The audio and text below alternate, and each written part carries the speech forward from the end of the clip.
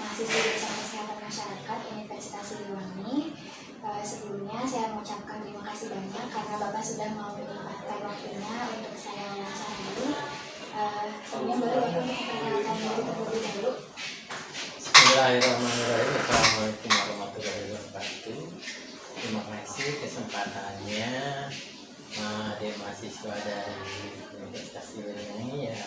Perkenalkan saya Eki Edwardi, jabatan sehari-hari sebagai Kepala Bidang Pengawasan Fasilitas Pelayanan Kesehatan dan Usaha pada Dinas Kesehatan Kabupaten. Saya juga merupakan alumni Fakultas Kesehatan Masyarakat Universitas Siliwangi tahun lulus 2004 atau merupakan angkatan kedua. Mungkin Bapak langsung saja ya kepada pertanyaan pertama gitu. Bagaimana gambaran umum kondisi pelayanan kesehatan di Tasikmalaya sendiri? Bisa Bapak ceritakan mungkin secara singkat bagaimana gambaran umum kondisi pelayanan kesehatan di Kabupaten Tasikmalaya? Gini ya, kalau mengenai kondisi pelayanan kesehatan, kami ini mempunyai tiga tugas pokok, yaitu satu, peningkatan mutu pelayanan kesehatan, kedua, pengawasan sarana pelayanan kefarmasian, obat, toko obat alkes dan humor, dan yang ketiga adalah pengawasan keamanan obat. Untuk yang disebutkan fasilitas pelayanan kesehatan saat ini di kami itu terkait ada 3 rumah sakit, 40 puskesmas, 1 labkesnya, 1 UTD, ada 62 unit dan ada sekitar 211 daftar. Kita juga mendata ada sekitar 900-an per tahun UMKM yang memproduksi pangan industri dan jadi kalau dilihat dari jenisnya pelayanan kesehatan itu dari mulai pelayanan kesehatan dasar dalam hal ini praktek dokter gigi, bidan, perawat, ada puskesmas, ada klinik. Untuk tingkat dan rujukannya ada rumah sakit. Nah, di samping itu ada juga sarana pendukung pelayanan kesehatan, yaitu laboratorium baik yang milik pemerintah maupun ke semua sarana itu tersebar di 39 kecamatan di 351. Berarti Banyak sekali, tetapi apakah itu sudah memenuhi kebutuhan masyarakat atau tidak, itu tergantung beberapa pertama dari jumlah penduduk sendiri, kedua dari kemudahan akses untuk menjangkau pelayanan kesehatan, dan ketiga adalah kemampuan masyarakat untuk akses pelayanan kesehatan.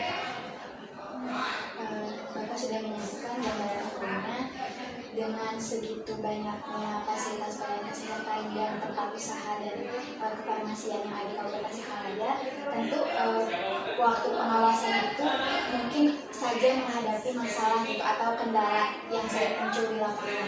Nah, bila mana ada apa sih masalah atau kendala yang sering dialami gitu Pak? Oke, masalah dan kendala dan tantangan itu adalah sesuatu yang alamiah.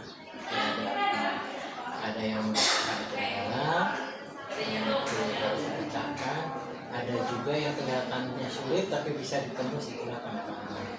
Dalam hal ini masing-masing sesuai dengan petunjuk Kementerian Kesehatan dan kebijakan daerah, ada yang harus diawasi rutin, ada juga pengawasan terkait kebutuhan yang rutin itu seperti peningkatan mutu.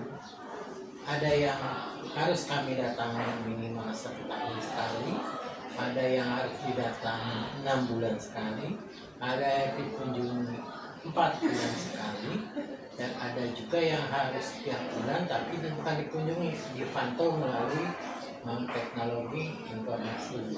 Jadi ada yang namanya untuk pelayanan kesehatan itu adalah pemantauan indikator nasional mutu dan insiden keselamatan pasien, di mana mereka itu melaporkan secara kontinu tiap bulan ke dalam sistem registrasi mutu pasien kes, dan kita di dinas kesehatan bisa memantau. Jadi kita akan tahu di paskes mana yang pengelolaannya kurang dan di paskes mana yang terjadi yang dilaporkan adanya insiden keselamatan pasien. Intinya pemerintah baik pemerintah pusat, provinsi maupun kabupaten memastikan bahwa pelayanan kesehatan yang diberikan kepada masyarakat harus aman bagi masyarakat dan juga aman bagi tenaga kesehatan. Jadi kalau misalnya mungkin pada saat pengawasan masalah apapun itu pasti ada saja, namun pemerintah berkomitmen untuk terus memberikan yang terbaik gitu Ya, Pak. pemerintah berkomitmen tentu saja harus disambut oleh para pengelola pelayanan kesehatan sendiri, karena pengelolaan ini ada yang sifatnya milik pemerintah daerah, ada juga yang milik swasta. Nah, intinya sejak mulai didirikan dengan pemberian izin, kami sudah menyeleksi mana yang harus diberikan rekomendasi dengan komitmen bahwa mereka akan melakukan perbaikan mutu dari tahun ke tahun dan pemeliharaan mutu sehingga dipastikan aman bagi pasien, masyarakat maupun bagi tenaga kesehatan. Lalu bisa diceritakan sedikit mungkin Pak bagaimana mekanisme pengawasan yang dilakukan?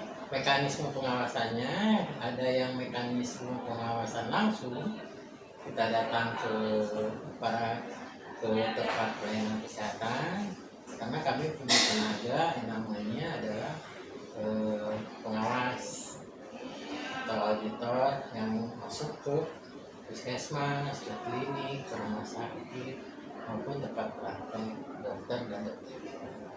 Itu.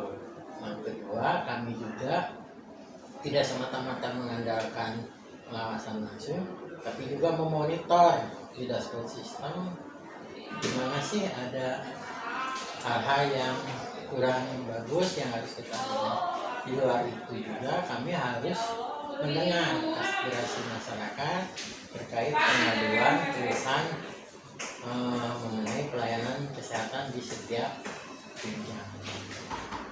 Jadi aspirasi dari masyarakat pun didengarkan untuk langsung untuk kemajuan, untuk perubahan, ya, untuk kebijakan, perbaikan. ya, Pak. Nah, jadi kebijakan kita pertama bahwa mutu itu harus menjadi budaya dan mutu itu harus dikembangkan sesuai dengan kapasitas masing-masing jenis pelayanan.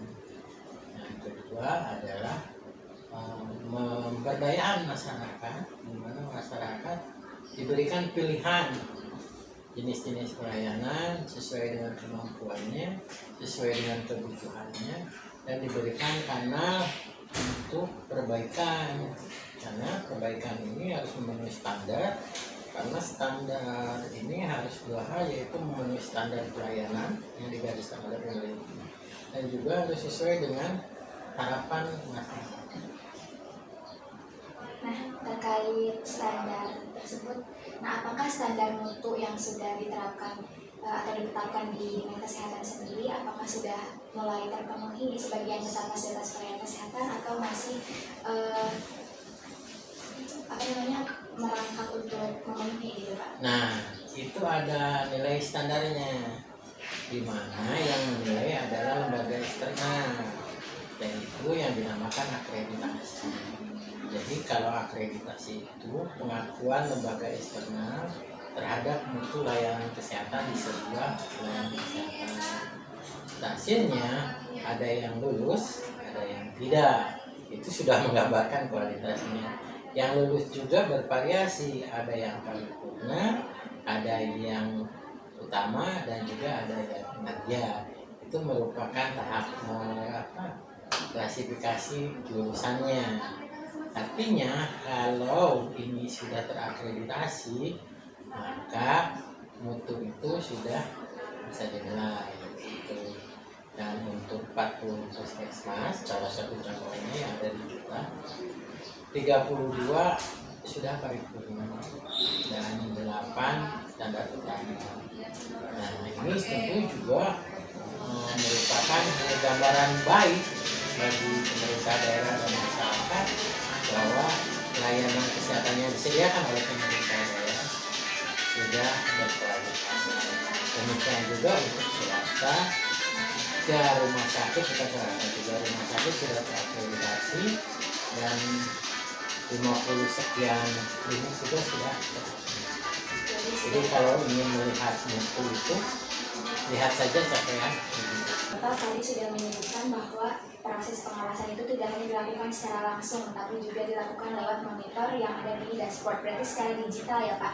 Nah, apakah itu termasuk inovasi untuk mempermudah proses pengawasan? Dan jika iya tuh apakah juga karena sistemnya digital tentu akan menghadapi beberapa kendala digital pula? Apakah jika ada kendalanya seperti apa? Inovasi yang terbesar itu bukan di sistem pelaporannya, tetapi adalah kemauan kita untuk memelihara mutu sebagai budaya. Nah, hal ini quality management improvement-nya. Nah, sedangkan mengenai pelaporannya tadi yang melalui teknologi informasi itu memang sudah standar baku dari kementerian, dan itu menjadi prasyarat utama ketika salah seorang atau pihak yang ingin mendirikan pelayanan. Sedangkan yang disebut inovasi itu adalah bagaimana memastikan bahwa laporan ini sesuai dengan kenyataan. Yang kedua, memang diakui yang namanya teknologi informasi itu ada celah untuk down, ada celah untuk tidak tersambung ke server, atau ada celah di gangguan jaringan.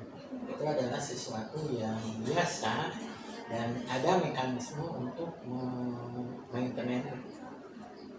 Nah, sedangkan inovasi yang paling ini adalah kami membentuk sebuah tim, yaitu tim PTPCP, pendamping klaster binaan, di mana setiap pelayanan kesehatan mendapatkan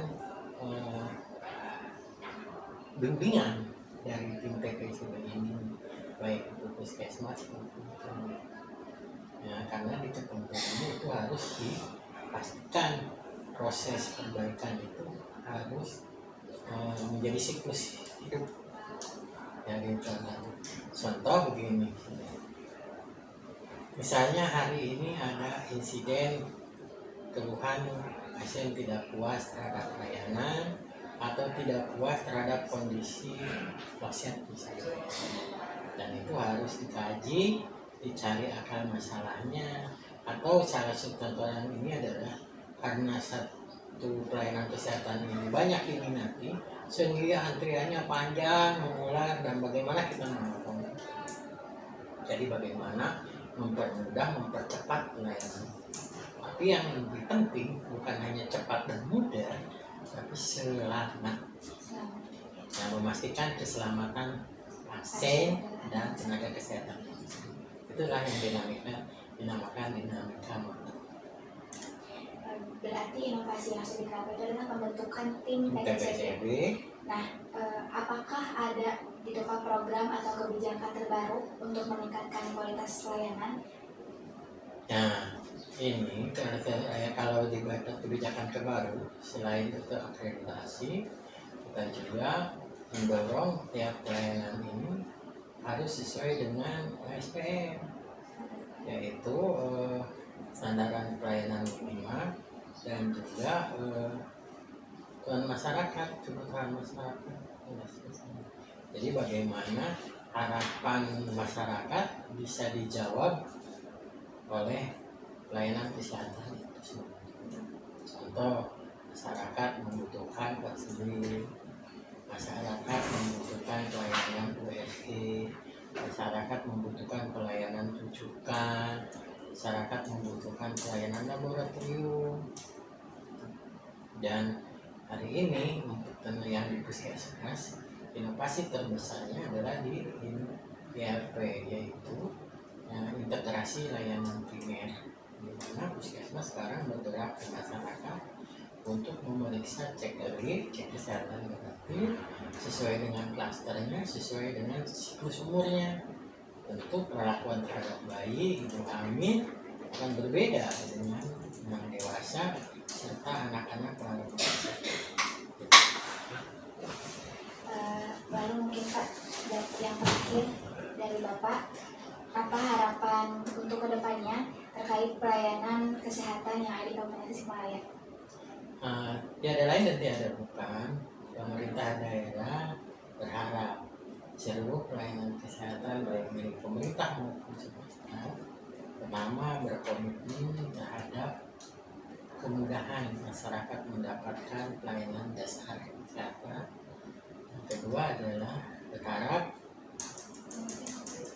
baik pemerintah maupun swasta sama-sama menjaga mutu layanan kesehatan, sehingga tadi kami dari pemerintah daerah dapat memastikan seluruh pelayanan kesehatan kepada masyarakat diterima dengan baik oleh masyarakat, mudah dijangkau dan juga aman bagi pasien dan tenaga kesehatan. Itu ya Neng ya. Dan terakhir saya juga mungkin berharap ke generasi muda yang sedang mencari ilmu seperti yang ada di Fakultas Kedokteran, Kesehatan, Keperawatan, Kebidanan, dan tenaga kesehatan lainnya yang banyak. Mari kita sama-sama bahu-membahu berkolaborasi, berintegrasi terhadap perbaikan pelayanan kesehatan. Karena hari ini masyarakat menunggu kiprah nyata dunia praktis, pelayanan dan juga dunia akademik.